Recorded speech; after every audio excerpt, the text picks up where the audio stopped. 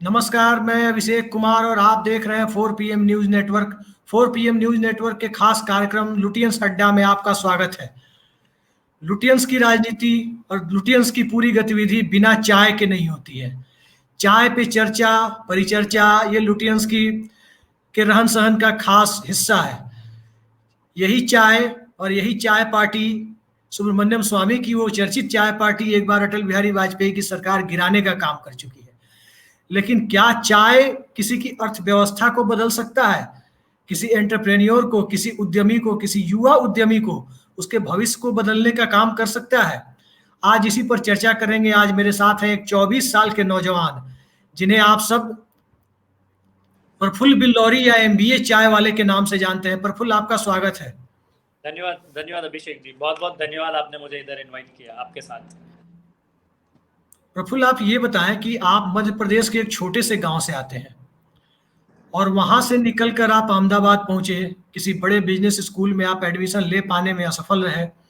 इसके बावजूद आपने चाय से एक इतना बड़ा अंपायर खड़ा करने का निर्णय कैसे लिया? ये आइडिया आपको कैसे आया? देखो, आइडिया किसी की पनौती नहीं है। आइडिया ऐसी चीज है ना जो शायद आपको भी आया होगा, हो सकता है किसी XYZ को भी आता है। तो ये पूरा एक स्ट्रक्चर बनने में, एक स्ट्रक्चर खड़ा करने में और आज इस मुकाम पे पहुंचने में करीबन 5-6 साल का सफर है। आइडिया ऐसे ही आया कि जब अपने शहर में था, मैं कैट GMAT की प्रिपरेशन कर रहा था MBA करने के लिए, इंडिया के टॉप बिजनेस स्कूल से या इंडिया के बाहर जाके। क्योंकि आपको भी पता है कि इंडिया में बैचलर्स की गिनती 11th-12th के हिसाब से ही होती है। बैचलर्स में आप जो पढ़ते हो ना 3 साल, वो वही पढ़ते हो जो 11वीं-12वीं में पढ़ सकते हो या पढ़ चुके हो। वो ज्ञान, वो 3 साल का पीरियड इतना गंदा वेस्ट करते ना बहुत सारे लोग अपने बैचलर्स में, वो मुझे बहुत दुखद लगा। तो मैं कहा मास्टर्स करना पड़ेगा, क्योंकि बैचलर्स BCom से कुछ होगा नहीं। वही दौड़ में लग गए कि बड़े कॉलेज से MBA करेंगे, IIM से करेंगे, XLRI से करेंगे, नरसिम्हा मौजी से करेंगे, आउट ऑफ इंडिया जाके या US या ऑस्ट्रेलिया जाके MBA करके लाइफ सेटल करेंगे, करियर बनाएंगे और ऐसे किसी ऑफिस में बैठ के, क्यूबिकल में बैठ के जॉब कर रहे होंगे। आज ऑल्दो ऑफिस हमारा खुद का हो गया है, ये अच्छी बात है, ये एक अचीवमेंट हो गया। वही था कि करते करते करते 2.5 साल हो गए। फ्रस्ट्रेशन बहुत आ रहा था, डिप्रेशन भी आ रहा था कि यार कब तक प्रिपरेशन ही करते रहेंगे। अब कहानी ऐसे ना, हिंदुस्तान में आदमी या कहीं भी जाओ 2.5-3-4 साल तो प्रिपरेशन ही करता है।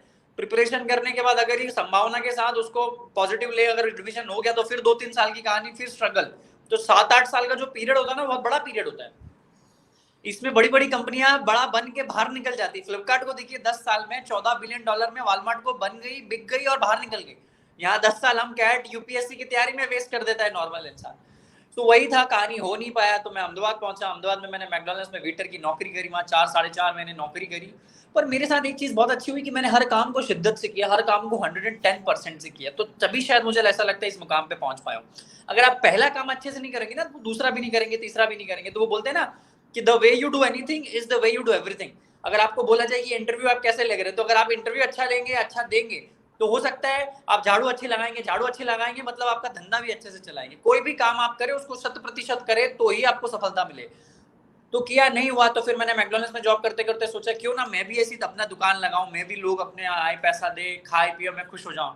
तो वो चीज करते करते सोचा क्यों ना बड़ा रेस्टोरेंट डाला जाए। तो मैंने कहा 15 से 20 लाख रुपए लगेंगे, तो यार ऐसा होगा नहीं कहानी। तो मैंने सोचा, मेरी उम्र 20.5 साल की थी उस समय, 20-20.5 का था। तो मैंने कहा क्यों ना छोटा चालू करा जाए, बहुत ही छोटा। क्योंकि अभी इस उम्र में क्या हो रहा है ना, अभी जब से यंग जनरेशन एंटरप्रेन्योर्स देख रहे हैं ना, उनको सबको बड़ा बनना है, एकदम से बड़ी दुकान बैठ के शेड बनना है, वो चाहे 20 हो 22 को। ये दुनिया कितनी भी तेज हो जाए, टेक्नोलॉजी कहीं भी चले जाए, एक स्ट्रगल जो होता है वो होना ही चाहिए। पका हुआ आम अपने समय के साथ पकता है, फसल अपने समय के साथ पकेगी तो वो ज्यादा हेल्दी होगी, ज्यादा खाने योग्य होगी। तो वो चीज था और मैंने सोचा चाय का ठेला डालते हैं, और सोचा, और it took me 50 days to start a चाय का ठेला ऑन रोड साइड। बिकॉज कभी ना घर में चाय बनाई, ना कभी रोड पे कुछ किया। तो वो सारे माइंडसेट को अलग करके बिल्कुल एक ऐसी चीज चालू करना जो मेन स्ट्रीम में नहीं है, जो फैशनेबल नहीं है, जो नॉर्मल नहीं है। सो ये जर्नी बहुत अच्छी रही है। इस इंटरव्यू के पहले प्रफुल्ल, मैंने आपके बारे में थोड़ा बहुत गूगल किया, गूगल बाबा की मदद ली। मुझे पता चला कि आप अपने पिताजी से 8,000 रुपए लेकर निकले थे और 8,000 रुपए लेने के बाद अपना काम शुरू करने के लिए जो आज जो मोदी जी की स्कीम है, startup India, stand up India, क्या इन सब से आपको कोई फायदा हुआ? क्या आपने कभी इन सब का कोई फायदा उठाया? नहीं, देखो, स्टार्टअप इंडिया, स्किल इंडिया बहुत अच्छी स्टार्टअप है। माननीय प्रधानमंत्री जी बहुत अच्छा। देखो क्या है ना, इस देश की एक कहीं ना कहीं गलत चीज ये भी है ना कि हमारा देश का प्रधानमंत्री को ऐसा बोलना, वो किसी भी पार्टी का हो, मैं पार्टी विशेष की बात नहीं कर रहा हूँ, मैं एक इंसान की बात कर रहा हूँ, उस पद की गरिमा की बात कर रहा हूँ। उस प्रधानमंत्री को बोलना पड़ता है कि कचरा साफ करो, गंदगी मत रखो, स्किल इंडिया करो, स्टार्टअप इंडिया करो। ये तो हमारा खुद का कर्तव्य है जी। अगर देश का माननीय प्रधानमंत्री आपको साफ सफाई का बोल रहा है, कैसे रहना है, धंधा कैसे करना है, स्किल्स पे काम करना है, तो इससे बड़ी क्या बोलते हैं दयनीय स्थिति हमारे देश की क्या हो सकती है, लोगों की क्या हो सकती है। उनको तो ये खुद से आना चाहिए, साफ सफाई, अच्छे कपड़े पहनना, अच्छे से रहना, राइट। स्टार्टअप स्किल इंडिया से मैंने कोई फायदा उठाया नहीं, पर हाँ फायदा उठा सकते हो। हमने लोनों के लिए अप्लाई किया है, सब्सिडी वाले लोन के, और हमने 25 लाख का एक लोन लिया भी था बाद में, जब हमारी कंपनी को नेक्स्ट लेवल पे लेके जाना है। उसमें हमने 30-35% का सब्सिडी भी लिया, जो आज हमें आज एक चाय के ठेले से इतनी हमारी कंपनी के आउटलेट्स पूरे वर्ल्ड में ग्रो कर रहे हैं, तो उसका फायदा तो मिला। पर फायदा मिला होता नहीं है, फायदा लेना पड़ता है। कोई भी सरकार आपके घर में नहीं आएगी, वो शायद मतलब कोई राज्य की भी सरकार हो, किसी भी पार्टी की, कोई फर्क नहीं पड़ता। देखो क्या है, जानना और उस चीज का फायदा उठाना और उस चीज से आपको अपने बिजनेस में फायदा लेने में काफी अंतर होता है। आपको आपके दड़बे से, कंफर्ट जोन से बाहर निकलना पड़ेगा। सुविधाएं हैं, सिर्फ ये गवर्नमेंट की नहीं, प्रशासनिक सेवाएं भी बहुत सारी है। हर जिले में एक एंटरप्रेन्योरशिप का एक एसोसिएशन बना हुआ है, डीसीए उसको बोलते हैं, जो उद्यमी को या छोटे एमएसएमई को सपोर्ट करता है, उनको ट्रेन करता है, उनको सारी चीजें लोन देता है, सब्सिडी वाला। तो फायदा तो लिया है हम लोगों ने। मेरा सवाल यह था कि आपने जो ये स्कीम है, सरकारी जो स्कीम है, जो अलग अलग पार्टियां अलग अलग सरकार अपने समय में करती हैं, क्या उस स्कीम के तहत आपने फायदा लिया है, या जो बैंकों से जो लोन, जो जनरल लोन मिलता है, उसके तहत आपने 25 या 30 लाख रुपए जो भी लिए? आवाज नहीं आ रहा है आवाज आपका। आवाज नहीं आ रही है? आप देखिए, आप अनम्यूट तो नहीं है? नहीं, आप आवाज आ रही है, कट रही है आपकी आवाज। जी आ जाइए। अब तो नहीं कट रही ना? अब नहीं कट रही है। अच्छा, मैं ये पूछ रहा था कि आपने जो बैंक से लोन लिया 25 या 30 लाख का, तो जो अलग अलग सरकारों में जो ये स्कीम्स चलती हैं, जैसे मान लीजिए स्टार्टअप इंडिया, या किसी और सरकार में किसी और नाम से चलती हैं, तो क्या आपने उस स्कीम के तहत लोन लिया या बैंकों से आपने जनरल लोन लिया? प्रधानमंत्री स्वरोजगार योजना से हमने लोन लिया सर। अच्छा अच्छा, प्रधानमंत्री स्वरोजगार योजना से लोन लिया। यार ये तो काफी पुरानी स्कीम है, प्रधानमंत्री स्वरोजगार योजना। मेरा अगला सवाल आपसे यह है कि आपने 2015-16 के आसपास अपना, जैसे 5-6 साल पुरानी बात आप बता रहे हैं, ये बिल्कुल वही दौर था जब एक देश के बहुत बड़े पोल स्ट्रेटजिस्ट हैं प्रशांत किशोर, उन्होंने चाय पे चर्चा नाम से एक प्रोग्राम शुरू किया था। तो क्या आपके लिए कहीं एक मोटिवेशनल फैक्टर रहा? हाँ देखो, मोटिवेशनल पे उसको पॉलिटिकल किया लोगों ने अपने अपने फायदों के लिए, वो उनका टेक है। बट इस देश से जब कुछ चाय हटा नहीं सकते हो, इस देश से आप चर्चा हटा नहीं सकते हो, इस देश से जो चौराहे पे, पान की दुकानों पे, चाय की थड़ियों पे जो बातें होती है उसको हटा नहीं सकते हो। उसका फायदा जरूर मिला। अब इसका फायदा मैं कैसे लिया मैं बताता हूँ कि मैंने जितना चीज ज्ञान एमबीए में पढ़ने के लिए किया था, बड़े कॉलेज में जाने के लिए किया था, वो सारा ज्ञान मैंने अपनी चाय की दुकान पे लगा दिया। तो जैसे आप चाय पीने आ रहे मिशिक भाई, तो मैं आपसे पॉलिटिक्स की बातें करूंगा, इकोनॉमी की बात करूंगा, करियर काउंसलिंग करूंगा, कैसे हम लोग अपने बिजनेस को ग्रो कर सकते हैं, कैसे रिलेशन बनाया जा सकता है, कैसे डेवलपमेंट किया जा सकता है। एक वो बात जो एक पॉजिटिव बात होती है, वो सारी चीजें अपनी चाय की दुकान पे करी, तो वो चाय पे चर्चा तो थी। ऑल्दो ये पॉलिटिकली किसी जैसे प्रशांत किशोर जी ने यूज किया, तो ये तो कोई नई चीज नहीं करी उन्होंने, वो तो जो ऑलरेडी एग्जिस्ट था उसको उन्होंने एक मार्केट करके उसका फायदा उठा लिया, उसको एम्प्लीफिकेशन करके उसका लेवरेज ले लिया। ये तो हिंदुस्तान में जब सालों से चलता आ रहा है, तो उसका फायदा तो हमने भी लिया सर। अच्छा, कई बार चुनाव के समय में राजनीतिक दलों को इस प्रकार के इंटरप्रेन्योर की जरूरत पड़ती है। शायद आपने भी कई बार अलग अलग राजनीतिक दलों को मदद की होगी अपने चाय प्रोग्राम के माध्यम से। तो क्या वाकई जनता के जनमत को प्रभावित करने में बहुत ज्यादा या कम, पार्शियली या टोटली, क्या इस प्रकार की परिचर्चा और टी स्टॉल कुछ भूमिका निभाते हैं? आप अपने अनुभव से बताएं। बिल्कुल निभाते। मैं आपको बताता हूँ, दिल्ली सरकार ने अपने लास्ट ईयर के इलेक्शन में मुझे एमबीए चाय वाला को बुलाया कि आप चाय के ऊपर चर्चा कीजिए, चाय के ऊपर चर्चा करके लोगों को बताइए कि हमने क्या क्या काम किए।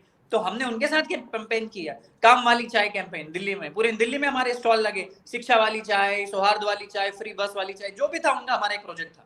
उसके बाद बिहार में नीतीश गवर्नमेंट ने हमें बुलाया, तो हम आत्मनिर्भर चाय लेके आए, सुशासन वाली चाय लेके आए, समझ रहे हो। तो चाय तो एक ऐसा बहाना है जहाँ पे एक साइकिल वाले से लेके बीएमडब्ल्यू वाला आदमी कनेक्ट होता है, उसके पास एक जरिया है, एक माध्यम है जो चाय को बीच में रख दिया। तो चाय पे बड़े बड़े करोड़ों के सौदे हो जाते हैं, चाय पे बड़े बड़े रिश्ते बनते हैं, चाय पे शादियां होती है, चाय पे सारी चीजें होती है। तो चाय को आप हिंदुस्तान से अलग नहीं कर सकते, क्योंकि दुनिया कहीं भी हो, पर हिंदुस्तान चलता चाय पे है, दौड़ता चाय पे, उठता चाय पे, सोता चाय पे। दुख हो, सुख हो, अच्छा हो, बुरा हो, चाय हमेशा बीच में रहेगी। ठीक है, चलिए ये बात तो मैंने आपकी मान ली, लेकिन मध्य प्रदेश से निकलकर आपने, अमूमन लोग मुंबई या दिल्ली की तरफ रुख करते हैं। कोई भी यंग इंटरप्रेन्योर अगर कुछ करने के इरादे से जाता है, मुंबई या दिल्ली की तरफ रुख करता है। आपने अहमदाबाद की तरफ, उस अहमदाबाद की तरफ रुख किया जहाँ कभी सालों से भारत की औद्योगिक गतिविधियां काफी तेज रही हैं, लेकिन आर्थिक गतिविधियां मुंबई के बनिस्बत उतनी तेज नहीं हुआ करती है। वहां आपने अहमदाबाद का रुख किया, तो अहमदाबाद का रुख करने का कारण क्या था? देखो सर, मुझे दिल्ली, मुंबई, पुणे एक ऐसी भीड़ वाला इलाका है ना जहाँ पे लोगों को सिर्फ संडे सैटरडे को पब्स में जाके, रेस्टोरेंट में खाना खा के, कैफे वाली जो दुनिया है ना, वो जो खुशियां ढूंढते हैं, खरीदते हैं ना, वो वाली दुनिया में मैं शुरू से नहीं हूँ। मुझे कुछ ठोस करना था, कुछ मजबूत करना था, ताकि अपनी नींव बना सकूं अगले सैकड़ों सालों की। मैं रहूं चाहे ना रहूं, मेरी कंपनी हमेशा रहनी चाहिए। एमबीए चाय वाला हमेशा रहना चाहिए। चाय वाला इंडिविजुअली लगता है, पर इंडिविजुअल नहीं है, प्राइवेट लिमिटेड कंपनी है। तो वो आप चीज को आगे आईपीओ तक लेके जाना, लोगों से पैसा उठाना, ये कब होगा? जब हम एक अच्छे जगह, ठोस जगह पे पहुंचेंगे और ऐसे लोगों के बीच रहेंगे जो इस ऑलरेडी ऐसी चीजों को करते हैं। वो कहते हैं ना कि जैसी आपकी संगति होती है वैसे आप बनते हो। तो अगर वाकई में आपको सीखना है, आपको वाकई आपको करना है, तो आपको उन्हीं के बीच जाना पड़ेगा जो ऑलरेडी इस चीज को कर रहे हैं, करते आ रहे हैं। तो दूसरी चीज, मैं हमेशा से पक्षधर रहा हूं अपने से बेहतर लोगों से, अपने से ज्यादा उम्रदराज लोगों से, अपने से ज्यादा पैसे वाले लोगों की संगतों में, उनसे सीखने में और उनसे सवाल करने में। तो अहमदाबाद टर्निंग पॉइंट रहा लाइफ का। अच्छा, अहमदाबाद के साथ साथ में एक चीज, जहां तक मैं आपको जानता हूं, कम से कम 2 सालों से तो मैं आपको जरूर जानता हूं, और अहमदाबाद के साथ साथ जो एक चीज मैं देखता हूं कि आप फ्लाइट और स्लीपर कोच दोनों में एक साथ कंफर्टेबल होते हैं। तो इसका एंटरप्रेन्योरशिप के फंडे से क्या रिश्ता है? देखो क्या है ना सर, एंटरप्रेन्योर कैसा है ना कि वो 1 करोड़ भी उसके अकाउंट में आ गया ना तो वो भी नॉर्मल रहेगा, और एक -1 करोड़ भी है ना तो उसका व्यवहार सेम रहेगा। एंटरप्रेन्योरशिप सिखाती है कि आपका व्यवहार, आपकी सोच हमेशा सेम होनी चाहिए।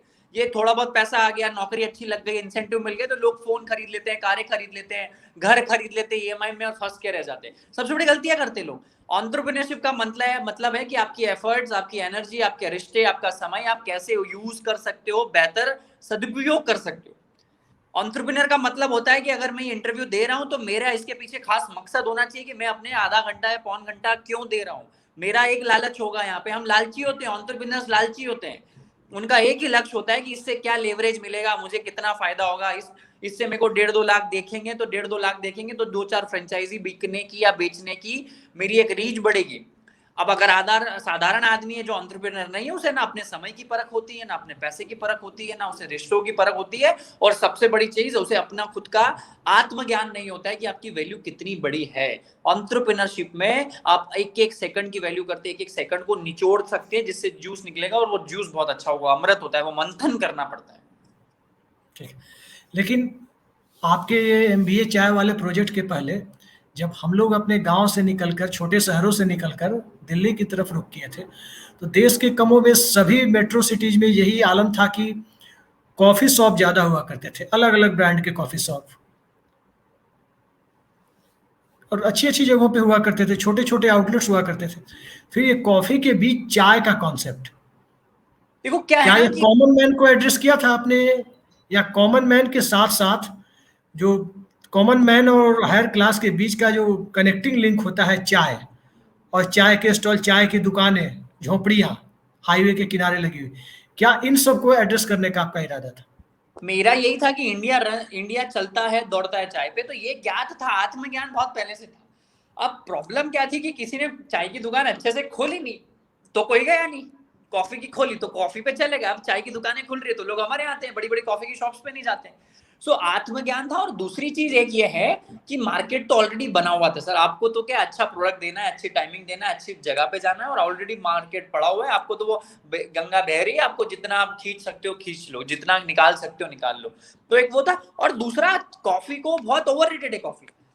जो कॉफी 15-20 रुपए में बनती है उसको 150, 200, 250 में बेचते हैं, ओवर प्राइस्ड करके। किसी काम का कुछ काम नहीं है, और लोगों को मजबूरन वो करना पड़ता है। तो फिर होता क्या है कि वीक में आप एक बार पियोगे, हफ्ते में 10 दिन में एक बार पियोगे, महीने में एक बार कॉफी शॉप जाओगे। पर चाय की प्राइसिंग हमने कैसा रखा कि आप दिन में 4 बार भी आके चाय पी सकते हो। अफोर्डेबल है, इजी है, एंड वो भी आपके वाली टेस्ट की, जैसे उकल के बिल्कुल कन्वेंशनल ट्रेडिशनल तरीके से जो बन के बनती है, रूढ़ियों से जो चलता आ रहा है। चाय वैसी चीज है।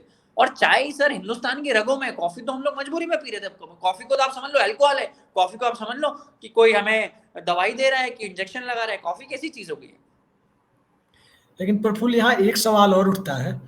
जैसा कि हम लोगों ने देखा कि पिछले साल जब आनन फानन में लॉकडाउन इम्पोज की गई, उस वक्त एक तरह से माइग्रेंट लेबर और गरीब आदमी पैदल चलना शुरू किया। तो क्या उस समय आपके आउटलेट्स ने अपने यथासंभव शक्ति में उन लोगों की मदद करने की कोई कोशिश की? काफी मदद की, काफी मदद की अभिषेक भाई। कितने लोगों के लिए ऑनलाइन फंड रेज किया, कितने। I was very much active on Twitter and Instagram to amplify for the beds, for the oxygen, for the cylinder, for the food. इतने सारे मैं ये सवाल इसलिए पूछ रहा हूँ क्योंकि दिल्ली में अरविंद केजरीवाल जी की सरकार ने उन लोगों के लिए खाने का इंतजाम किया था।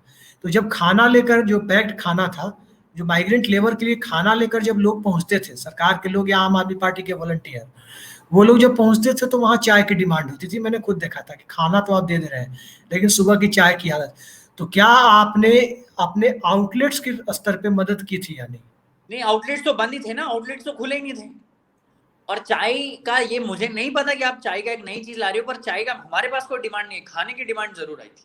तो हमने खाने के पैकेट हो गया, दाल चावल हो गए, रोटी सब्जी हो गए, वो दिया। और उससे ज्यादा हम लोगों ने एम्पलीफाई करके कनेक्ट करे। अब इतना नाम है, फेमस है एमबीए चाय वाला, आप सब पूरा वर्ल्ड जानता है। तो लोगों को बस बोलने का था कि आपको भी ख्याल पता है कि जैसे अहमदाबाद में हम लोग आपकी मदद कर पाए, राइट, ऐसे हमने हजारों लोगों की हर जगह शहरों में मदद की। तो वही है कि एक म्यूचुअल अंडरस्टैंडिंग और म्यूचुअल कनेक्शन का हमने काम किया। चाय का तो हम लोग सेवा नहीं कर पाए, पर आज भी हमारे इंडिया के जितने भी एमबीए चावला के आउटलेट्स है, वहाँ पे पुलिस वाला हो, आर्मी वाला हो, स्कूल टीचर्स हो या डॉक्टर्स हो, सबको फ्री चाय 365 days all time life time. अगर आप डॉक्टर हैं, पुलिस वाले हैं, आर्मी से हैं, अगर आपने कोविड में सेवा दी है तो आपको फ्री चाय मिलेगी। ऐसा नहीं कि हम लोग कोई एहसान कर रहे हैं, हम तो बस एक सेवा स्वरूप एक थैंकफुल नोट आपको दे रहे हैं। तो वो एक सेवा हमारी हमारी परमानेंट हमेशा जीवन भर रहेगी। अच्छा, जहाँ तक आपने बात की अपनी फ्रेंचाइजी की, तो फ्रेंचाइजी से जुड़ा हुआ सवाल मेरा ये है कि फ्रेंचाइजी देने के लिए जो आपने क्राइटेरिया फिक्स कर रखा है, उस क्राइटेरिया में जैसे एक्स आर्मी मैन हो गए, या कोई हैंडीकैप्ड, कोई सरकारी ड्यूटी करते हुए हैंडीकैप्ड हो गया, या देश सेवा में कहीं उस शारीरिक रूप से अक्षम हो गया, क्या इसके लिए किसी तरह की व्यवस्था आपने की है? हम लोग लेके आए हैं स्पेशल एक नया ब्रांड बना रहे हैं, बिल्कुल जो almost none of the like ज्यादा पैसे वाला नहीं होगा, कि जिसमें आर्मी मैन हो गया या डॉक्टर्स हो गए जो रिटायर्ड हो चुके हैं, जो कोई हैंडीकैप या किसी का एक्सीडेंट हो चुका है तो वो अपने आर्मी में नहीं जा सकते हैं, या कोई स्पोर्ट्स मैन है, बहुत सारे डांसर्स है जिनका पैर टूट गया हो, उनके लिए हम लोग एक छोटा सा ब्रांड लेके आए जो हम उनका खुद का बनाने वाले। उनका खुद का वो ब्रांड होगा, उसका support bye inspired by MBA Chawla करके नॉन प्रॉफिटेबल हम लोग एमबीए चावला फाउंडेशन के माध्यम से उनके ऊपर काम कर रहे हैं। अच्छा, अभी फिलहाल आपके आउटलेट्स, जैसा कि मैं पूरा तो नहीं जानता लेकिन जितना मैं जानता हूँ, वो दिल्ली, चंडीगढ़, कोलकाता, हैदराबाद जैसे शहरों में दिखते हैं, बड़े शहरों में। तो क्या इसे टायर 2 और टायर 3 सिटी में ले जाने के लिए कोई ब्लूप्रिंट आपके पास है? बिल्कुल है, हमने अभी रिसेंटली भोपाल ओपन किया, इंदौर हमारा आउटलेट आ रहा है, छोटे शहर जैसे धार शहर आ रहा है, छोटे छोटे शहर टायर 3 टायर 4 तक हम लोग लेके जा रहे हैं। बट हमारा यही है कि हर जगह का एक माहौल अलग होता है, पैसे खर्च करने का, लोगों का कंज्यूमर बिहेवियर बहुत अलग होता है। तो हम धीरे धीरे पूरा इंडिया को टैप कर रहे हैं। और इस साल तो हम इंटरनेशनल जा रहे हैं, दुबई हम लोग जा रहे हैं, सिंगापुर हमारा आउटलेट ओपन कर रहे हैं। तो हमारा तो ये है कि पूरी दुनिया में अगर जहां भी चाय पी जा सकती है, लोग पीते हैं, वहां पे एमबीए चावला जरूर पहुंच सकता है।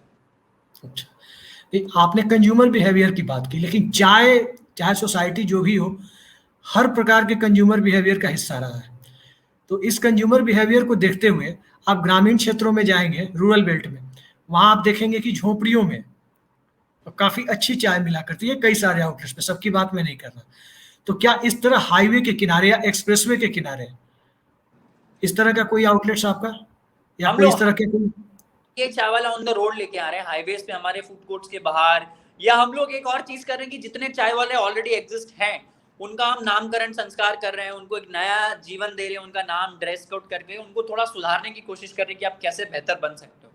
तो नॉट जस्ट एमबीए चाय वाला के टर्नओवर बढ़ रहा है या कंपनी बढ़ रही है, हम लोग एक चाय चीज को, जो चाय वालों को जितनी इज्जत नहीं मिलती है, भाई एक चाय वाला प्रधानमंत्री बन जाता है, उसको तो सारे ऐशो आराम है, सारी शिद्दत है, सारा सब कुछ है, पर बाकी चाय वालों को क्या, उनको कौन इज्जत देता है, उनको कौन प्यार से बात करता है? एमबीए चाय वालों का आज रिस्पेक्ट बोलती है, लोग जाते हैं, सेल्फियां लेते हैं, नंबर लेते हैं, सारा इज्जत है, आपने इंटरव्यू पे लिए बुलाए। पर एक नॉर्मल चाय वाला जो हो सकता है आपके घर के बाहर खड़ा, उसको कोई पूछ नहीं रहा, आपको उसको कोई इज्जत नहीं दे रहा है। तो मेरा तो ये है कि इस कम्युनिटी को, जो एमबीए चाय वाला नाम या चाय वालों का जो मजहब है, जो देश है, जो उनका धर्म है, उनको इज्जत दिलाना, उनको सम्मान दिलाना, उनकी वैल्यू बढ़ाना, ये मेरा एक दूसरा काम है। अच्छा, चाय के साथ साथ एक चीज और यहाँ पे उठता है, एक सवाल उठता है यहाँ पे कि चाय जो आदमी के आम जनजीवन का हिस्सा है, खासकर भारतीय उपमहाद्वीप में, इंडियन सब कॉन्टिनेंट में, तो इस चाय के साथ जो सामाजिक गतिविधियां जुड़ी होती है, अक्सर आप देखेंगे कि चाय के दुकान सोशल गेट टुगेदर का अड्डा होते हैं, चाहे छोटे शहर हो, बड़े शहर हो, या रूरल बेल्ट हो, ग्रामीण इलाके हो। तो क्या इस सामाजिक गेट टुगेदर को एड्रेस करने के लिए, जैसे चाय के साथ, कुछ दिनों पहले इस देश के एक बड़े नेता हमारे प्रधानमंत्री जी ने कहा था एक इंटरव्यू में, पकौड़े का जिक्र किया था कि एक रोजगार है, तो क्या आपकी भूमिका सिर्फ चाय तक सीमित है, या चाय के साथ साथ छोटे मोटे स्नैक्स वगैरह के स्टॉल तक भी जाएंगे आप? हम लोग तो ऑलरेडी चाय के साथ 120-25 आइटम है ना हमारे, इसमें पास्ता है, पिज्जा है, पकौड़े है, सब है। पर मैं वो चीज को गलत भी नहीं मान, पकौड़े की दुकान खोलना, चाय की दुकान नहीं, मैं भी गलत नहीं बोला, मैं भी उसे गलत नहीं बोला, मैं उसके अंदर एंटरप्रेन्योरशिप जिस प्रकार आपने चाय को लेकर पैदा की है, हो सकती है। मैकडोनल्ड्स भी तो वड़ा पाव बेच रहा है, वो क्या कर रहा है भाई? डोमिनोज भी तो पराठा ही बेच रहा है जिसके ऊपर पनीर सब्जी डाल दिया। तो यहाँ पे मैं आपको फिर से बताता हूँ, वो बोलते ना कि दुनिया का सबसे बड़ा लोहार है टाटा, दुनिया का सबसे बड़ा मोची है बाटा। काम तो लोहे और जूतों का ही है, बट आपके करने का तरीका कैसे करते हो आप, आपके जरूरी नहीं। और सबसे बड़ी चीज अभिषेक भाई, आपको जानना पड़ेगा कि आपको नहीं आता है। When you know you don't know, you have better chances of learning। भाई मुझे नहीं पता कि मैं फेसबुक इंस्टाग्राम में बहुत बड़ा कोई टेक्नोलॉजी बना दूंगा। हर चीज, हर परिवार, हर एक इंडिविजुअल को सुधरने के लिए, सीखने के लिए एक एक दो दो पीढ़ियां निकल जाती है।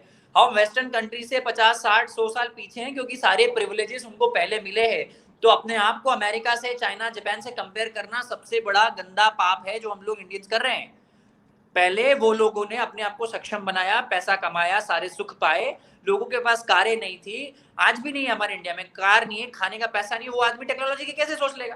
भाई जब तक आप खुद आत्मनिर्भर नहीं बनोगे, खुद सक्षम नहीं बनोगे, जब तक आपकी औलाद जाके कुछ बड़ा नहीं सोचेगी। भाई अभी नॉर्मल मिडिल क्लास आदमी कैसे सोचता है कि मेरा खुद का घर हो जाए? अगर उसकी सोच ही घर खरीदने की है, तो वो टेक्नोलॉजी को बड़ा बनाने में, AI हो गया या साइंस के ऊपर सोच ही नहीं सकता, क्योंकि उसका जो थॉट प्रोसेस है वो तो घर बनाने में, उसका थॉट प्रोसेस तो कार लाने में। तो ये सोच को बदलाव कब आएगा? जब आप सक्षम बने। आपने आत्मनिर्भरता की बात की, सेल्फ रिलायंस, तो इसके लिए एक आपसे निजी सवाल, मेरा निजी सवाल यह है कि जब आपने सबसे पहले अपने घर वालों को, अपने दोस्तों को ये बताया कि मैं चाय का आउटलेट खोलने जा रहा हूँ, इस पर उनकी क्या प्रतिक्रिया थी, और क्या उनकी तरफ से प्रोत्साहन मिला या रोड़े अटकाए गए?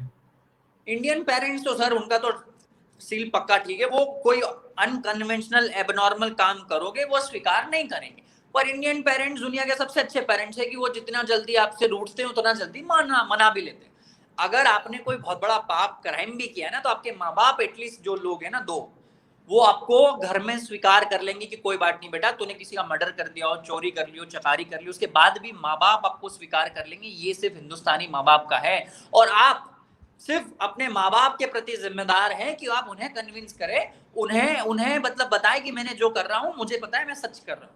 आपको ठेका नहीं है अभिषेक भाई मेरे बारे में क्या सोचते, मेरे समाज क्या पूछती है, क्योंकि जो लोग आपको सफल होने में मदद ना करे ना, तो अगर आप कल को असफल भी हो गए तो उनका जो ओपिनियन है, गंदा ओपिनियन की खराब हो गया, फेल हो गया, उसका भी आपके जीवन में कोई मतलब फर्क नहीं पड़ना चाहिए। दूसरी चीज, मुझे बहुत ज्यादा उन्होंने परेशान किया कि मत करो मत करो मत करो। मेरे दोस्तों ने बोला कि तू इंटेलिजेंट है, तेरी कैट वेट जीमेट बहुत अच्छे से दिया, फिर तू चाय क्यों बेच रहा है? पर उनको ऐसा लग रहा है कि मैं सिर्फ जॉब के लिए नहीं बना हूं, मुझे विजन है कि मैं कल को IPO लेने जाऊंगा, 5 साल बाद, 10 साल बाद मैं पूरे वर्ल्ड में फ्रेंचाइज करूंगा। ये वो थोड़ी सोच सकते हैं, क्योंकि आपके अंदर का विजन मुझे, आप जानते हो, मेरे अंदर का विजन मैं जानता हूँ। मेरे अंदर दिन भर क्या चल रहा है, मैं कैसे लोगों से मिल रहा हूँ, मेरा दिन भर की चर्या क्या है, मैं कितना पढ़ता हूँ, मैं कितना इंटेलिजेंट हूँ। तो you cannot compare your chapter 2 with someone else 12 और 14 chapters। तो उनको कन्विंस मत करें। और पहली चीज, जब आप गुटखा खाने गए, दारू पीने गए, शराब पीने गए, किसी लड़की को छेड़ने गए, जब अपने माँ बाप से पूछा था? तो जब आप अच्छा काम करने जा रहे हो तो अपने माँ बाप से क्यों पूछना? ये तो एक्सक्यूज है, ये तो बहाना बना रहे हो। और इट इज वेरी इजी।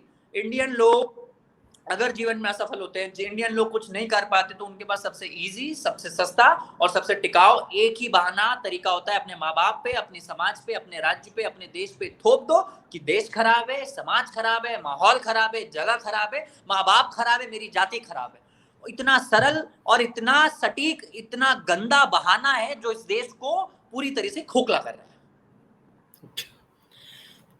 यहाँ पर सवाल ये उठता है, आपने ये सारी बातें भारत के समाज को लेकर एक बड़ी बहुत ही बेबाक टिप्पणी की।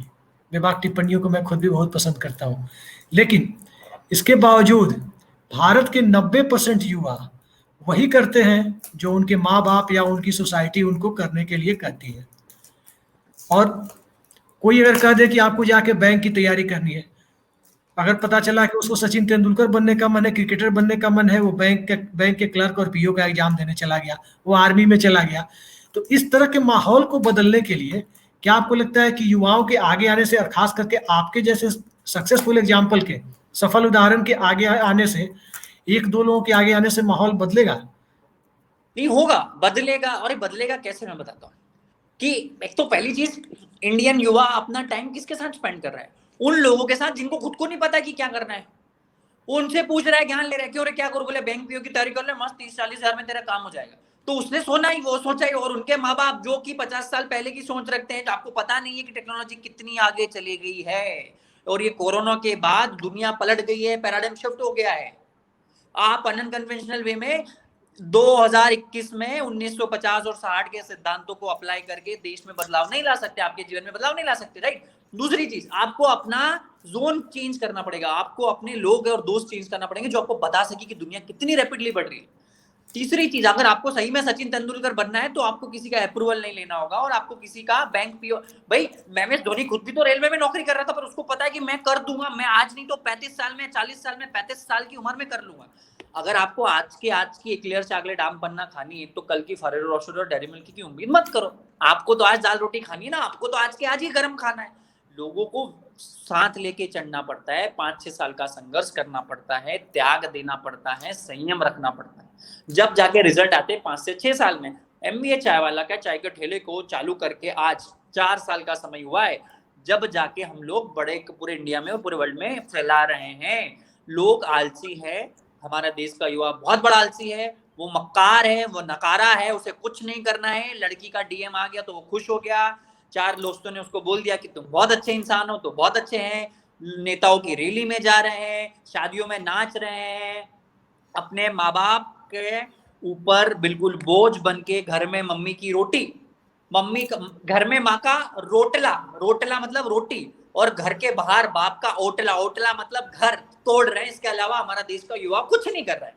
जो कर रहा है वो काम कर रहा है, उसकी बात ही नहीं हो रही। कुछ है 1% 1.5% लोग जो कुछ कर रहे हैं, नहीं तो कहां जा रहे। एक सर अभिषेक भाई गाड़ी ऐसी ऐसी चलाते हैं, ऐसे जूम बूम, पर आपको पता है टॉप 100 बाइकर्स के वर्ल्ड में हमारा इंडिया का कोई भी इंसान नहीं है। वो चौराहे पे हवाबाजी करके जा रहा है, वो जिम जाके ऐसे ऐसे चलता है यूं सीना तान के, पर हमारा एक भी कोई बॉडी बिल्डर नहीं इंडिया से जिसने कुछ काम किया है। हमारी सारी मतलब क्या बोलते हैं, सारी मक्कारी वफादारी क्या बोलूं, या जो शो ऑफ है वो हम चौराहे पे और 4 लोगों को इंप्रेस करने में ही बिता रहे हैं। हमारा युवा जो बहुत कुछ कर सकता है, बहुत कुछ, वो बिल्कुल टाइम वेस्ट कर रहा है, कुछ है ही नहीं उसके पास। दिन भर टिकटॉक देख रहा है, दिन भर वीडियोस देख रहा है, मेरे जैसे लोगों का मोटिवेशन देख रहा है। अरे मुझे कब तक फॉलो करोगे? मेरे वीडियो से आपका क्या भला होगा? उनको कोई बताने वाला नहीं, और वो खुद भी सीखने नहीं वाला है। और आपका जीवन आप ही पलट सकते हो, कोई आएगा नहीं। अभिषेक करनी है या नरेंद्र मोदी जी या अरविंद केजरीवाल जी या नीतीश कुमार मेरे घर आके यूं नहीं बोलेगा अभिषेक काम कर, प्रफुल्ल काम कर। It's your life, you have to make a decision. आपने बिल्कुल सही कहा, मैं आपकी इस बात से इत्तेफाक रखता हूं। मैं खुद भी देखता हूं, जहां से मैं आता हूं, जो हिंदी भाषी भारत है, यूपी, बिहार, मध्य प्रदेश का पूर्वी इलाका, इन इलाकों में आप देखेंगे कि जो ट्रेडिशनल मिडिल क्लास यूथ है, 90% सोसाइटी, 80% सोसाइटी मिडिल क्लास है, हर जगह है, साउथ से लेकर नॉर्थ तक। लेकिन यहाँ पर क्या स्थिति है, जहाँ डेंसली पॉपुलेटेड एरिया है, जो जिसका जिक्र मैं कर रहा हूँ, वहाँ क्या स्थिति है कि अगर ट्रेडिशनल मिडिल क्लास वाली सोच है तो बैंक क्लर्क और पीओ का एग्जाम दो, बहुत कुछ हो गया तो कर्नाटका महाराष्ट्र में जाके बीटेक करके पैसा फेंको, और फिर 30-35 हजार रुपए की नौकरी कहीं जाके किसी सॉफ्टवेयर में जाके पकड़ो, और उस नौकरी को अपनी सोसाइटी में ऐसे प्रदर्शित करना, ऐसे फ्लॉन्ट करना जैसे मैंने बहुत कुछ पा लिया। आपने वर्ल्ड कप जीत लिया। मैं क्या बोल रहा हूँ, गलत नहीं है बैंक पीओ बनना, गलत। अरुणादीप भट्टाचार्य बैंक पीओ से चालू होके एसबीआई की चेयरमैन बनी थी, अरुणादीप भट्टाचार्य। मैं उसे गलत नहीं बोल रहा, मैं उस सोच को कि है ना, आप खुद से व्यक्तिगत रूप से कष्ट में होते हैं, लेकिन उसे फ्लॉन्ट करते हैं ऐसे अपनी सोसाइटी के बीच में कि जो हूं इस दुनिया में मैं ही हूं। अंधों में काना राजा ना, ये सोच है, अंधों में काना राजा। तो इस सोच से बाहर निकालने के लिए आपका भारत के युवाओं को क्या संदेश है? सर मैं बैंक पीओ का नौकरी किया तो मैं किसको इंप्रेस करूंगा जिसका बैंक पीओ में नहीं हुआ? भाई आपने 1 करोड़ कमाया तो आप उन्हीं लोगों को इंप्रेस कर सकते हो ना जो 1000 कमा रहे या 1-2 लाख कमा रहे हैं। अगर आपको 10 करोड़ इनको लोगों को इंप्रेस करना है तो आपको 100 करोड़ कमाना पड़ेगा। आप इंप्रेस के आप तो अंधों में गाना ना जाओ। दूसरी चीज, आप तो सर बैंक पीओ की तैयारी में भी खुद को बेवकूफ बना रहे हो और सोसाइटी को तो बना ही रहे हो। आधे से ज्यादा हुआ 95% युवा को पता है कि उसके बाप से यूपीएससी कैट की प्रिपरेशन, बैंक पीओ की एग्जाम क्लियर नहीं होगी, पर वो 4 एग्जामों में, कोचिंग हॉलों में पैसा भर के अपने आप को तो बेवकूफ बना ही रहा है, पूरे दुनिया को बेवकूफ बना रहा है।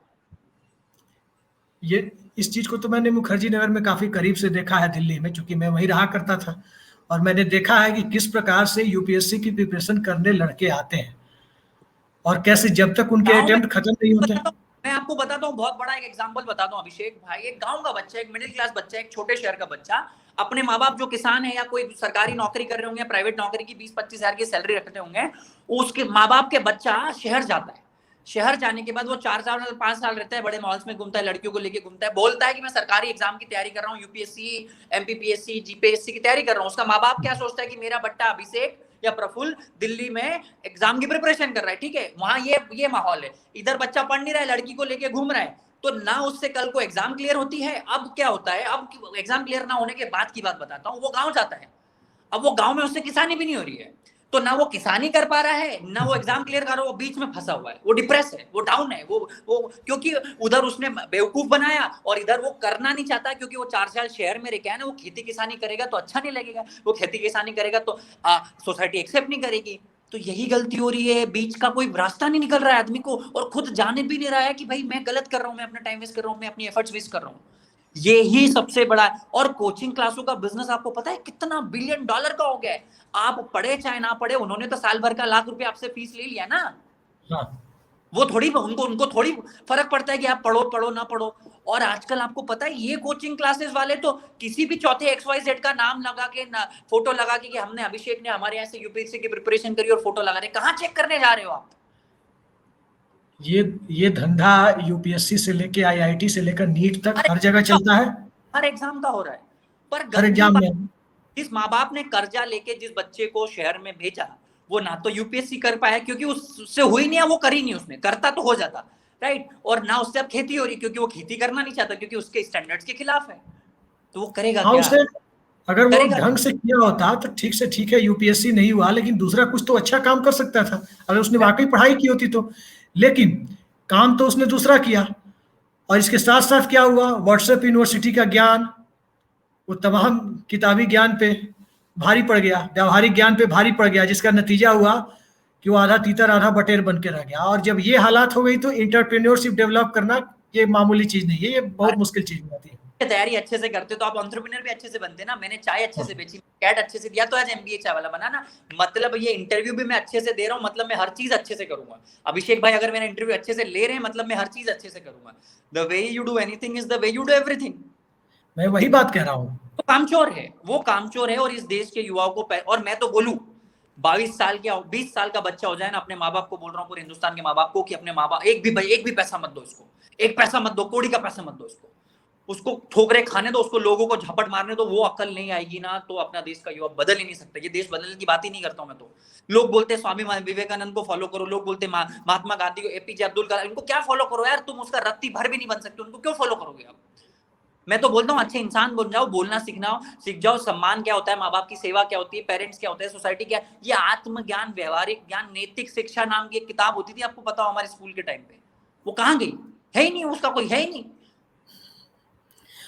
बिल्कुल यही बात मैं कह रहा हूँ कि प्रफुल्ल विलोरे ने एमबीए नहीं कर पाए, लेकिन एमबीए नहीं करने के बावजूद उन्होंने ढंग से पढ़ाई की मेहनत करी तो अच्छे आइडियाज आए, और अच्छे आइडियाज आए जिसकी फसल आज वो काट रहे हैं। और अपने साथ साथ हजारों लोगों को उन्होंने एम्प्लॉयमेंट दे रखी है, एक तरह से एम्प्लॉयमेंट दे क्या रखी है, सेल्फ एम्प्लॉयमेंट में लगा रखा है। तो ये चीज खुद के साथ साथ सोसाइटी के लिए भी करना, खुद के लिए तो अपने आप हो जाएगा, और सोसाइटी के लिए करोगे तो ये चीज और ये सोच क्यों नहीं डेवलप हो पा रही है सोसाइटी के युवाओं में? पहली चीज तो इंडिया में सबसे गंदा क्या हुआ, हमें गुरुओं का देश कहा गया। तो यहाँ गुरु मतलब हो गया शिक्षक। शिक्षक कौन होता है? जो सिर्फ ज्ञान देता है। इस देश ने शिक्षा देना सीखा, शिक्षा लेना भूल गया। ये देश की विडंबना है। हम लोग सीखना भूल गए हैं, हम लोग सिखाने पे चालू हो गए। अभी मैं आपको बताता हूँ, हर आदमी ज्ञानी बन के चौराहे पे ज्ञान दे रहा है जिसका उसको पता नहीं कि आधार मूल क्या है, जिसका XYZ क्या है। पहली चीज तो ये, हम गुरुओं के देश थे, बहुत अच्छी बात है, पर गुरुओं से शिक्षा लेने का देश था, अब हर आदमी गुरु ज्ञानी बन गया है, ठीक है। दूसरा वो चाहता ही नहीं है कि उसका जीवन पलटे, वो एक चमत्कार की खोज में है कि अभिषेक के साथ मेरा इंटरव्यू हो जाए, एक नेता के साथ, एक अभिनेता के साथ सेल्फी ले लूं तो मेरा जीवन जो ऐसा है वो ऐसा हो जाएगा रातों रात। वो एक चमत्कार की भांति दिन भर यूट्यूब पे, इंटरनेट पे मोटिवेशनल के वीडियो देखता है, उसको लगता है कि प्रफुल्ल बिल्लौरे के साथ सेल्फी ले लूंगा, MBA चावला का वीडियो देख लूंगा तो मेरा जीवन ऐसा था तो ऐसा हो जाएगा। ये गलत है। आपको काम करना पड़ेगा, आपको स्ट्रगल करना पड़ेगा। आपको नहीं आता, देखो आपके माँ बाप ने मेहनत करी होती तो आप ऐसा नहीं बोलते कि मुझे प्रिविलेज नहीं मिला। तो यही हो गया कि अगर आप भी मेहनत नहीं करोगे, अगर मैं मेहनत नहीं करूंगा, तो मैं अभी बोलता हूँ कि मेरे माँ बाप के पास करोड़ पैसा नहीं था, तो अगर मैं भी मेहनत नहीं करूंगा तो मेरी भी तो औलाद बोलेगी कि प्रफुल्ल ने पैसा नहीं कमाया, मेरे बाप ने ऐसा करा होता तो मैं ऐसा कर देता। तो क्यों ना जो हो गया उसको हटा के अपनी खुद की एक कहानी बनाई जाए। और कब तक अभी खुशियों के, अभिषेक भाई मैं बहुत बड़ी बात बोल रहा हूँ, मुझे नहीं पता मैं कैसे बोल रहा हूँ पर मैं बोलूंगा। अभी लोगों की खुशियों के ठिकाने क्या है? अगर आपको आईफोन मिल गया, OnePlus फोन ले लिया, नया फोन ले लिया, तो आप स्टोरी डाल के 4 लोग बोलेंगे अरे कांग्रेचुलेशन, वो खुश हो जाएगा, उसका एड्रेनल डोपामाइन हाई हो जाएगा। लोग नया शॉपिंग मॉल में या कॉफी पी लिया किसी स्टारबक्स की, वो खुश हो जाएगा। और मेरी खुशी कायम है कि मेरे 100 आउटलेट खुलेंगे तो मैं खुश होऊंगा। अभिषेक भाई मैं चाय पी के नया फोन लाके खुश नहीं होऊंगा। तो आपने दुनिया को क्या दिया है कि दुनिया खुश हो? भाई मैं तो MBA चाय वाला बनाया, अभिषेक भाई तो न्यूज एंकर है जो लोगों को न्यूज लाके सुना। आप तो कंज्यूम करके लोगों उपभोग, हमारा देश उपभोक्ताओं का देश है जो लोगों के बनाए द्वारा प्रोडक्ट्स और सर्विसेज को यूज करके खुश हो रहा है, जो कि सरासर गलत है। आपने ऐसा क्या किया कि दुनिया हंसे, दुनिया आपका प्रोडक्ट खरीदे और आपको पैसा बनाए? यहाँ तो हर शाख पे उल्लू बैठा है जो कुछ नहीं कर रहा है, और ऐसे बेवकूफ लोगों को हीरो बना के नेता बनाया जा रहा है, सांसद बन जाते हैं क्योंकि उनके चेले पहले है। मैं किसी की रैली में नहीं जाऊंगा, मैं किसी का झंडा नहीं उठाऊंगा क्योंकि मैं पढ़ा लिखा हूं, मैं सक्षम हूं, आत्मनिर्भर हूं। लोग क्या सोचते हैं कि मैं किसी बड़े वर्ग के नीचे लटक के अपने आप को बड़ा बना दूंगा, तो ये उनकी भूल है।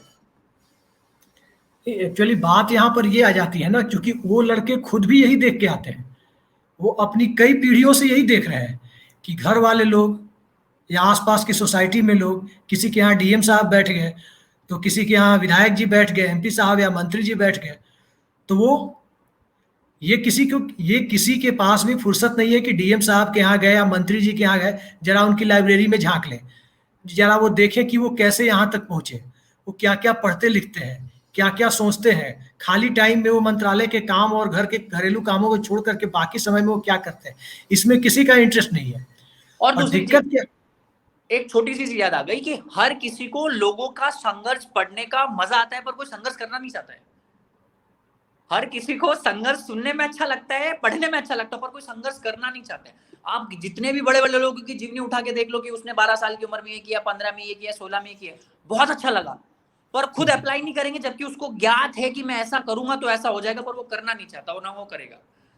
वो तो कभी नहीं होगा। इसलिए नहीं होगा कि ये जो हमारी सोसाइटी पर जो ट्रेडिशनल मिडिल क्लास सोच, जिसे मैं मिडिल क्लास सिंड्रोम कहता हूँ, वो हावी है। जो आप आगे बढ़ने से ज़्यादा जरूरी है कि यहाँ से मेरा परिवार पीछे ना जाए, इस सोच से ज़्यादा ग्रसित रहता है कि यहाँ से पीछे ना जाए। नतीजा यह होता है कि वो आगे भी नहीं बढ़ पाता, और घर से बाहर निकालना उसकी मजबूरी इसलिए कि बाहर में है तो कैमरे के सामने तो है नहीं कि वो क्या कर रहा है। आप सोसाइटी को जो हाँक रहे हो, इस नोटबंदी के दौर में आपने देखा होगा जिन लोगों ने लंबा लंबा गांव में जाकर डींगे हाँक रखी थी कि मैंने बॉम्बे में, दिल्ली में, बेंगलोर में, इधर उधर मैंने ये फ्लैट खरीद रखा है, वो फ्लैट खरीद रखा है, और जब इस EMI कल्चर पे जब डंडा पड़ा है इस पूरे नोटबंदी के दौर में, डिमोनेटाइजेशन और खासकर कोरोना के बाद, और जो हालात पैदा हुए हैं उसमें सबकी अकल ठिकाने आ गई है। आप चाहे जितना भी ज्यादा फ्लॉन्ट करो, घर की प्रॉपर्टी और गहने बेचने के नौबत आ गए हैं। तो ये क्या था, दिखावा एक अलग किस्म का। तो इस दिखावे से देश के यूथ को कैसे बाहर निकाला जाए? ये ना, अभी हिंदुस्तान एप्रिसिएशन का देश है। मैं बताता हूँ, हिंदुस्तान में अगर अभिषेक भाई की तारीफ कर दी या प्रफुल्ल की तारीफ कर दी, तो प्रफुल्ल अगले 4 दिन तक खाना नहीं खाएगा, वो इसी खुशी में कि मेरी तारीफ हो गई, लोग मेरे साथ सेल्फी ले रहे। तो एक वो लोग, यहाँ हिंदुस्तान हीरो स्टार्स का शहर है, टैलेंट का शेयर नहीं है। यहाँ पे MS धोनी को इसलिए प्यार नहीं किया जाता है कि वो क्रिकेट अच्छा खेलता है, इसलिए किया जाता है कि उसकी चकाचौंध है, उसको दिखावा है, उसने पैसा कमाया। विराट कोहली से, अनुष्का शर्मा से इसलिए प्यार नहीं किया जाता कि वो टैलेंटेड है, हार्डवर्किंग है, इसलिए प्यार किया जाता है कि वो स्टार बन गए, उनके पास पैसा बहुत है, चकाचौंध है, वो हर जगह जाते हैं, एयरपोर्ट पे जाते हैं, बड़े बड़े रेस्टोरेंट्स में खाना खाते हैं। तो वो एक जो हमारे आदर्श जो है, हमारे आइडियल है, या जिनको हम हमारा हीरो मानते हैं, वो हमें बदलाव लानी पड़ेगी। मैं नहीं मानता बड़े लोगों को अपना हीरो नहीं मानता, जो मेहनत करके पहुंचे उनकी इज्जत है उनके लिए, पर उनका मैं भक्त थोड़ी बन सकता, उनकी चापलूसी थोड़ी कर सकता मैं। और भाई आपका समय, अगर आप, मेरी बात ये सुनो कि अगर आपके माँ बाप भी उसी घर में रहते थे, आपके माँ बाप की भी कमाई वही थी जो आपकी आज है, तो आपके बीच में और आपके माँ बाप में 50 साल का डिफरेंस हुआ है। 50 साल में दुनिया ऐसी की ऐसी हो गई है, पर आपने क्या किया कि आप थोड़ा बहुत भी उसमें से खरीद सके, आप थोड़ा बहुत भी ले सके। भाई आपको अगले 100 सालों का सोचना पड़ेगा। मैं बात करता हूं, अगर मुझे महात्मा गांधी सोच लेते कि मैं इस देश में आजादी क्यों दिलाऊं, तो आज हम आजाद होते हैं। या ये जिस भैया ने स्ट्रीम यार्ड बनाया, ये फोन बनाया, वो सोच लेता कि मैं क्यों बनाऊं, मैं क्यों करूं भाई, मैं तो मजे से सोऊं, या मैं तो किसी नेता की रैली में जाऊं, तो ये बनता। अगर हर आदमी वो थॉमस अल्वा एडिसन सोच लेता कि मैं बल्ब क्यों बनाऊं, तो आज हम अंधेरे में होते ना। अगर ऐसा ही लोग सोच लेते कि मैं ऐसा क्यों करूं, क्या होगा क्या मिलेगा, तो फिर तो जीवन अंत था। मेरा यही कहना है भैया कि आप बोझ मत बनो यार, इतना देखो, क्योंकि जितना ज्यादा पोटेंशियल टैलेंट अगर उसको सही रूप से यूज कर लिया ना, तो बहुत आगे चले जाओगे, नहीं तो वो इतना माइनस में जाएगा। क्योंकि जो इंटरनेट की दुनिया है ना, ये स्मार्ट को स्मार्टर बना रही है, और जो बेवकूफ है ना उसको और बेवकूफ बना रही है। इंटरनेट की दुनिया जो सब क्लेवर है, चतुर है, उसको बहुत ज्यादा चतुर बना रही है, और जो बेवकूफ है, असमझदारी की बात कर रहा है, उसको बहुत ज्यादा बेवकूफ बना रही है, क्योंकि वो देख भी तो बेवकूफी वाली चीजें रहा है ना, वो और माइनस में जा रहा है, वो गर्द में जा रहा है। और बता दूं, जो काम कर रहे हैं ना हमारे जैसे लोग, वो इतने ऐसे जाने वाले हैं और ये ऐसे जाने वाले हैं, और एक समय में कैपिटलिज्म की वजह से इतनी दूरियां होने वाली है कि लोग सोच नहीं पाएंगे कि इसने ये कैसे कर लिया और मैं यहाँ रह गया। ये बहुत बड़ा गैप इंडिया में होने वाला है। 80 से 85% लोग इधर ही रहने वाले हैं, और 10 से 15 लोग इतने ऊंचे चले जाएंगे, जैसे आपने बाकी शहरों चाइना में देखा होगा कि बहुत पैसे वाला बन गया, कमाने वाला बहुत कमा रहा है, नीचे वाला नीचे दबके रह रहा है, क्योंकि अपनी सोच नहीं बदल रहा है, खाने पीने का तरीका नहीं बदल रहा है, बोलने का तरीका नहीं बदल रहा है, पहनने का तरीका नहीं बदल रहा है, अपनी आदतें नहीं बदल रहा है। तो अगर आप आदतें नहीं बदलोगे तो आपका जीवन बदलेगा कैसे? ये बात आपने कही, बहुत बड़ी बात कही है। खासकर बड़ी बात इसलिए है क्योंकि एक एंटरप्रेन्योर ये बात कह रहा है कि इस कैपिटलिज्म की वजह से पूरी दुनिया में, खास करके भारत में, एक बहुत बड़ा गैप पैदा होने वाला है, जिसको भारत और इंडिया के बीच का गैप अक्सर शास्त्रीय भाषा में कहा जाता है। तो इस गैप को पाटने के लिए भी तो युवाओं को आगे आना होगा। युवाओं को किसी पार्टिकुलर व्यक्ति की, किसी पार्टिकुलर पार्टी की, किसी पार्टिकुलर चकाचौंध की, उस चकाचौंध की भक्ति से बचना होगा, एक राइट डायरेक्शन में जाना होगा। लेकिन राइट डायरेक्शन में जाने के बजाय सुबह से शाम तक 2 GB डेटा कैसे खर्च किया जाए, इसको टारगेट बना करके, और तब युवा अपना भविष्य आगे सोचने की तैयारी करता है, तो इससे तो कुछ हासिल नहीं होगा। नहीं और होगा इसमें आप जिस प्रकार आपने शुरू किया काम, जिस समय आपने अपना काम शुरू किया, ठीक उसी समय रिलायंस जियो की तरफ से 1 GB data per day free का ऑफर आया था। शायद वही मोर और लेस 1 साल 6 महीने आगे पीछे का समय होगा। इसके बावजूद आप आगे बढ़े। आपने कितने जीबी डेटा इस्तेमाल किया उस दौर में? मैंने तो बहुत किया। मैंने इंटरनेट का जितना अच्छे से यूज किया, इंटरनेट और जियो की, मतलब इस इंटरनेट की वजह से तो इतना फेमस हुए हम लोग। हमें कौन जानता, नहीं तो हम तो चाय बेच रहे थे। इंटरनेट का सदुपयोग किया ना, और क्या गलत किया अगर उन्होंने फ्री में दिया? वो तो चाहते हैं, उनका तो बिजनेस है।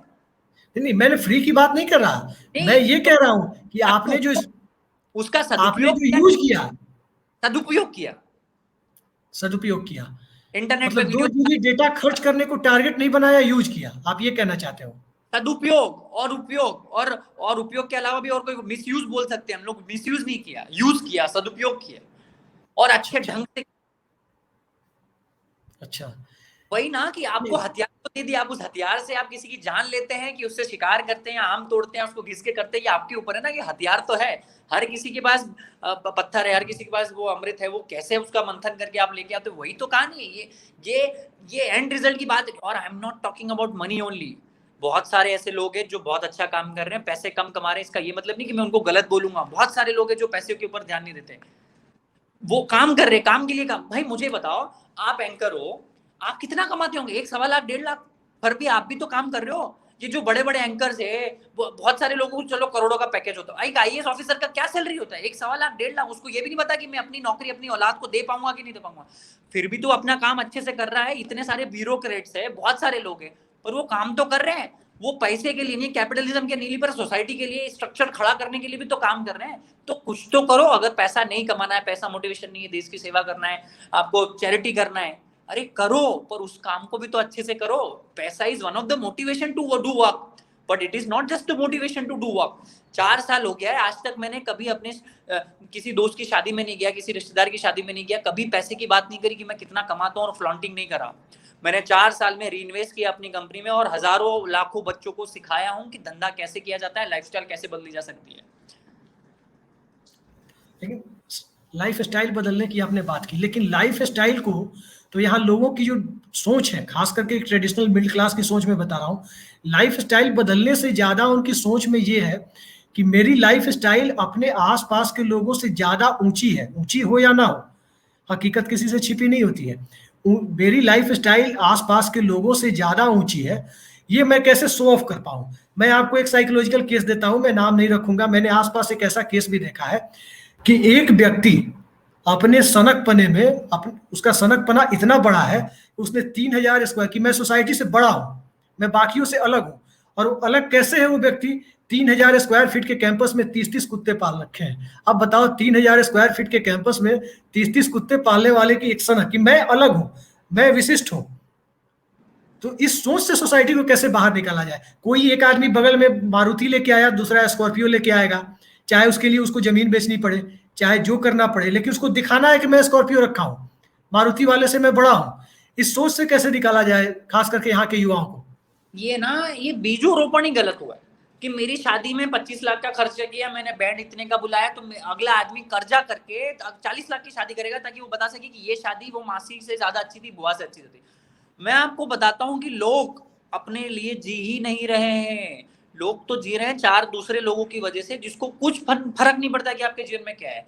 जब कोरोना में जिनके माँ बाप अस्पताल में थे, किसी ने पैसा दिया आपको? किसी ने आपकी ऑक्सीजन से मदद करी? ये समय था हिंदुस्तानी लोगों को समझने का कि इस देश में किसी को किसी से फर्क नहीं पड़ता है। और ये लोग, ये गलती है ना नेताओं की भी, हमारे देश की, वो इस माहौल को बनाए रखना चाहते हैं कि अगर उनको पता चला कि हमारे देश की जनता समझदार हो जाएगी तो नेताओं की दुकान नहीं चलेगी, वो किसी भी पार्टी का, समझ रहे हो? हाँ। तो अगर देश के लोगों का इंटेलेक्चुअल बढ़ गया, ईक्यू बढ़ गया, समझदारी बढ़ गई, तो वो सवाल अच्छे पूछेंगे। वो अच्छे सवाल पूछेंगे तो सवाल देना पड़ेंगे। तो पॉलिटिशियंस को भी पढ़ना पड़ेगा। पॉलिटिशियन पढ़ेंगे नहीं, क्योंकि उन्हें पता है कि जब बिना पढ़े बिना एफर्ट्स लगाए सारी चीजें हो रही है, ठेके मिल रहे हैं, पैसा मिल रहा है, सरकारें बनाई जा सकती है, तो क्यों हम देश को बदलें। ये ऐसा हो गया है कि लोगों को अंधा बना रहने दो, और हम तो है कहाने, हम तो रहेंगे राजा।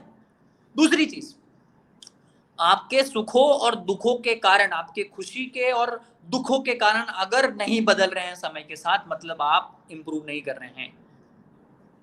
तीसरी चीज, ये बताने के लिए आपको आपके दड़बों से बाहर निकलना पड़ेगा। जब जाके आपको अकल आएगी कि स्कॉर्पियो लाने से, नया फोन लाने से खुशी जो मिलती है वो आर्टिफिशियल और बेकार की खुशी होती है, वो बिल्कुल किसी काम की खुशी नहीं है जिसका कोई ठिया पाया नहीं है। ये समझना पड़ेगा, और अगर आप नहीं समझ रहे हैं तो आप एक कचरे के भांति अपने जीवन को बह रहे हैं। मुझे ऐसा लगता है कि आप पानी बनिए, पानी के ऊपर जो पत्ता बहता है ना, वो मत बनिए कि जहां पानी जा रहा है वहां पत्ते के समान चलेंगे। पानी बनिए, अपना रास्ता खुद बनाइए। आप पत्ते मत बनिए कि जहां पानी जाएगा वो पत्ता वहां चले जाएगा।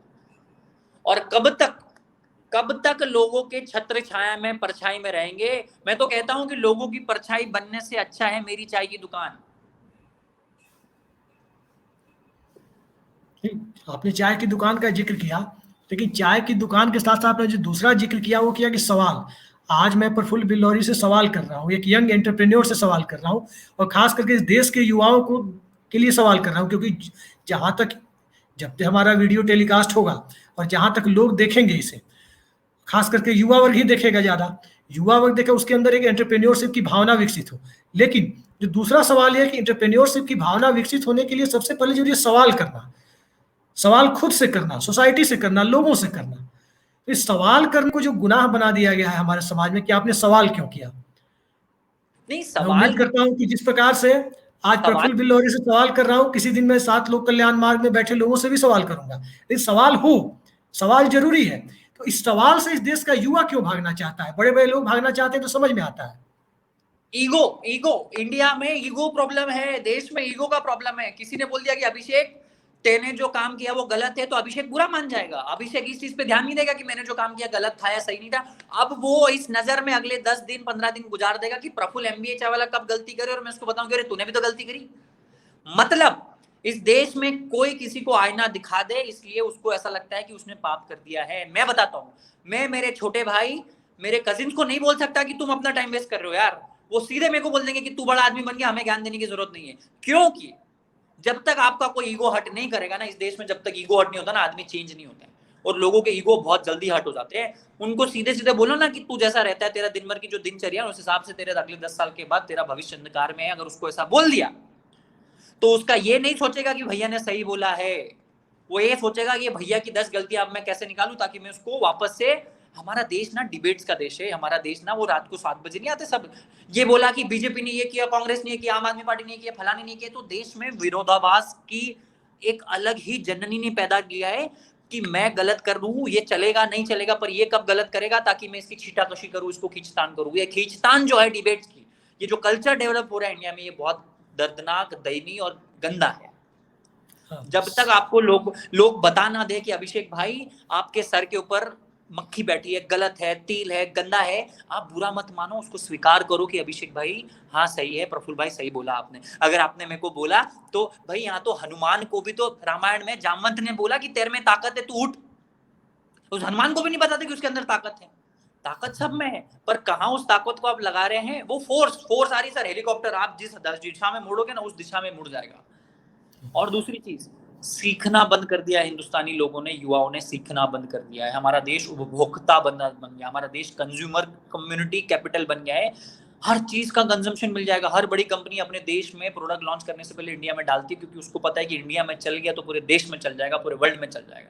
क्योंकि यहाँ हिंदुस्तान में हर आदमी एक फोन में सर 100-150 एप्लीकेशन है, फिल्टर्स की, फोन की, रिंगटोन की, इसकी, फलाना की, ढिकाना की। आप समझ लो किस लेवल पे टाइम वेस्ट हो रहा है। और दूसरी चीज, वो खुशी उसको मिल रही है ना, वो दिन भर फोन पे है।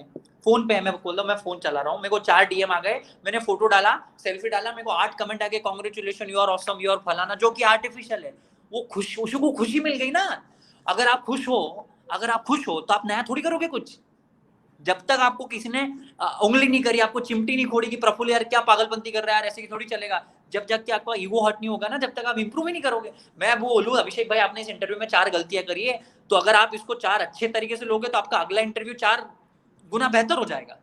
पर अगर आप इसने ईगो ले लिया तो हो सकता है कि आपके अगले आने वाले इंटरव्यू में आप 40 गलतियां कर दो, उसी चक्कर में कि 4 गलतियां क्यों निकाल दी, कैसे निकाल दी, कौन होता है। माँ बाप स्टूडेंट को, अपने बच्चों को बता नहीं सकते कि तू गलत क्या कर रहा है, क्योंकि बच्चे माँ बाप के खिलाफ जा रहे हैं।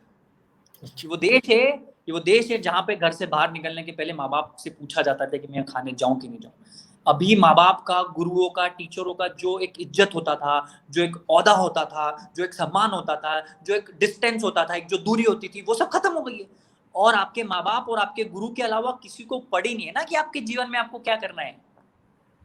किसी को नहीं पड़ी। मुझे थोड़ी फर्क पड़ता है अभिषेक कल को क्या कर रहा है, मैं क्यों यार, मेरा इंटरव्यू हो गया, मैं अपने काम पे लगूंगा ना। और ना अभिषेक को फर्क पड़ता है कि एमबीए चावला क्या कर रहा है। आपके नजदीक वाले ही बताएंगे कि आप में सही क्या है, गलत क्या है, पर वो तो सुनना नहीं चाहता ना कोई, क्योंकि उसको तो 4 लोगों ने सोशल मीडिया पे हगते हुए बोल दिया ना कि तुम तो बेस्ट दिख रहे हो, तो उसमें खुश हो गया। वो आर्टिफिशियल डिमांड्स में क्रिएट हो गया ना। That is the problem with India, this is the problem with the country of this people. तो इस प्रकार की जो आर्टिफिशियल थॉट प्रोसेस खासकर जो डेवलप हो गई है, इस थॉट प्रोसेस से सोसाइटी को निकालने के लिए, यूथ को निकालने के लिए, क्या आपको लगता है कि इससे भी बड़ी आर्थिक मंदी की जरूरत है? और आएगी। मैं 7 सवाल पूछ रहा हूँ आपसे। आएगी मंदी। ये जो देश है ना सर, मुझे बताओ, अगर ये कोरोना नहीं सिखा पाया इस देश को, तो क्या सिखाएगा? इस देश को कोई नहीं सिखा सकता। अगर ये कोरोना का काल, जहां लोग बिस्तरों पर बैठ के ऑक्सीजन की डिमांड कर रहे थे, अपने परिवारों से दूर थे, खाना नहीं मिल रहा था, पैसा नहीं थे, दौड़ भाग कर रहे थे, अगर इस पीरियड ने भी आपके जीवन में बदलाव नहीं किया है, मतलब ऐसा कोई चमत्कार, ऐसा कोई भगवान विष्णु का अवतार नहीं होने वाला है 22वीं 24वीं सदी में, 21वीं सदी में, कि जो आपका जीवन पलट दे। मैं कह रहा हूं कि जो लोग बदलाव कर रहे हैं, जो लोग सीख रहे हैं, वो इतना आगे निकल जाएंगे आपसे कि आप सोचते ही रह जाओगे, और दुख पीड़ा के नाम पे समाज को कोसोगे, सरकार को कोसोगे, और अपने आप को कोसोगे कि मेरे माँ बाप ने मुझे कुछ नहीं दिया। माँ बाप इस दुनिया का सबसे सुंदर गहना है जिसे कभी भी आप उपयोग कर सकते हैं। माँ बाप खुद चाहते हैं कि अपने औलादों को सक्सेसफुल देखें। माँ बाप ही एक ऐसी चीज है जो आपको अब उनसे ज्यादा सक्सेसफुल देखना चाहते हैं। बाकी कोई आपको सक्सेसफुल नहीं देखना चाहता, कोई आपको नहीं चाहता कि आप सक्सेसफुल बने। इस चीज का बदलाव आत्मज्ञान से ही आ सकता है, और वो आत्मज्ञान आ सकता है अपने से 4 गुना बेहतर लोगों के बीच रह के अनकंफर्टेबल लाइफ जीना। अपने से बेहतर लोगों के बीच में रह के अनकंफर्टेबल लाइफ जीना मतलब कि आपने किसी बड़ी गाड़ी में बैठ के ये मत देखो कि इसके पास बड़ी गाड़ी, उसको भगवान मत बनाओ। ये सोचो कि उस गाड़ी में मैं बैठ तो गया, अभी जिसकी गाड़ी है या जिसकी होटल में मैं बैठ तो गया, उससे सीखूं कि भाई ये होटल कैसे बनाई, वो रास्ता क्या था जिस पे मैं चलूं, ये कार कैसे खरीदी, इसके लिए मुझे क्या करना होगा। मैं आपको सीधे भाषा में बताता हूँ, सत्यनारायण की कथा सुनी आपने बचपन में, अभी भी सुनते होंगे। लकड़हारा होता है, लकड़हारा क्या करता है? लकड़हारा पहले की एक नॉर्मल बबूल की लकड़ियां बेचता है, फिर उसको कोई मिलता है कि तुम सत्यनारायण की कथा करो तो तुम्हारी कृपा होगी, यही होता है। तो वो क्या करता है? वो चंदन की लकड़ियां बेचने लगा। एंटरप्रेन्योरशिप तो सत्यनारायण की कथा से सीख सकते हो कि एक लकड़ी की कीमत, नॉर्मल लकड़ी की कीमत 100 रुपए, आप चंदन की लकड़ी बेचो तो 1000 कमाओगे। चलिए आपसे आखिरी सवाल मैं पूछ रहा हूँ, चूंकि हम इस प्रोग्राम के अंत की तरफ बढ़ रहे हैं, लुटियंस अड्डे के आज के एपिसोड के अंत की तरफ बढ़ रहे हैं, तो आखिरी सवाल मैं ये पूछ रहा हूँ कि भारत जैसे देश में जहाँ कई मामलों में, खासकर अधिकांश मामलों में समस्याओं की जो जड़ है, सबसे बड़ी जड़ है लैंगिक असमानता, जेंडर इनइक्वालिटी। तो एमबीए चाय वाला जेंडर अपने अपने अपने अपने टी स्टॉल की फ्रेंचाइजी देने के मामले में, अपने स्टाफ के मामले में जेंडर इनइक्वालिटी के प्रॉब्लम को कहाँ तक सोल्व करने की कोशिश कर रहा है, कहाँ तक उसका निदान निकालने की अपनी तरफ से कोशिश कर रहा है? हमारे काफी आउटलेट्स पे मैनेजर्स जो हैं या एम्प्लॉइज है वो लड़कियां हैं, और बड़ी बड़ी कंपनीज, इंटरनेशनल कंपनीज को छोड़ के वो एमबीए चाय वाला के साथ जुड़ी है। क्योंकि बड़े इंटरनेशनल तो सिर्फ उनको सैलरी मिलती, पर एमबीए चाय वाला के साथ उनको प्यार मिलता है, सौहार्द मिलता है, इज्जत मिलती है, वैल्यू एडिशन मिलता है, सीखने को मिलता है। दूसरी चीज, इस देश में कभी भी ये जो जेंडर इनइक्वालिटी है ना, रही नहीं है। जिस तरीके से माताओं को, दुर्गा माँ को, झांसी की रानी को पूजा गया है, बड़े बड़े लोग यहाँ पे, महिलाएं प्रधानमंत्री रही है, राष्ट्रपति रही है, अगर वो इस लेवल पे पहुंच सकती है तो महिला अपने आप को सिर्फ एक गृहिणी के रूप में अपना फ्यूचर क्यों देखती है कि बहुत बड़े करोड़पति या बड़े घर की औलाद से शादी कर लूंगी तो मेरा सेटल हो जाएगा। इसमें गलतियां उनके माँ बाप की भी है। आप क्यों नहीं चाहते हो कि आपकी बेटी आईएएस बने, सीईओ बने, किसी कंपनी में जॉब करके बड़े टॉप लेवल पे जाए? ये सोच कब खत्म होगी? क्यों कब तक अपने हस्बैंडों पे, पतियों पे, ससुराल पक्ष पे डिपेंडेंसी का जो आखिरी का जीवन है युवावस्था के बाद वाला, वो देखते हो? आदमी क्या करता है सर, उसका बच्चे के लिए परिवार बहुत अच्छा ढूंढता है। मैं तो बोलूं उस बच्ची को लड़की के ऊपर छोड़ दो कि परिवार भी तेको ही ढूंढना है, परिवार के साथ रहना भी तेको। उसको पकड़ के एक है ना, वो एक बिल्कुल बेबी की तरह पकड़ के रखोगे ना, वो आत्मनिर्भरता नहीं आएगी, वो निर्भरता आ जाएगी। क्यों इनइक्वालिटी की बात ही नहीं करना चाहिए, क्योंकि कोई एक्सक्यूज ही नहीं है। इंटरनेट आपके पास है, आने जाने की आज़ादी है, घूमने की आज़ादी है, यही चीज़ों ने तो हमें एमबीए चाय वाला बनाया, यही चीज़ों ने तो लोगों की कंपनी बनी है। तो आप अगर औरत भी हो तो आप भी तो ये कर सकती हो। आपको कोई चांद से नीचे थोड़ी कूदना है, आपको भी लोगों के साथ मिलना है, आपको भी 5 लोगों से मिलना है, सीखना है, सिखाना है। जो हमने किया वो औरतें भी कर सकती, लड़कियां भी कर सकती। आपको करना नहीं करना वो अलग बात है भाई। अपने बॉयफ्रेंड के साथ घूमने में अगर आपको लगता है कि आप बहुत अच्छा काम कर रही हो तो वो करो, उसमें आपको खुशी मिल जाएगी। ये आपसे बातचीत कर बहुत अच्छा लगा, और मैं उम्मीद करता हूँ कि प्रफुल्ल एमबीए चाय वाले का चाय आउटलेट लद्दाख से लेकर मणिपुर तक और लक्षद्वीप से लेकर कटक तक हर जगह दिखता रहे और देश के युवाओं को ऐसे ही प्रेरणा देता रहे। आप देख रहे थे लुटियंस अड्डा, और लुटियंस अड्डे में कि आज के शो में प्रफुल्ल को एक बार फिर से मैं धन्यवाद देता हूँ। नमस्कार। Thank you.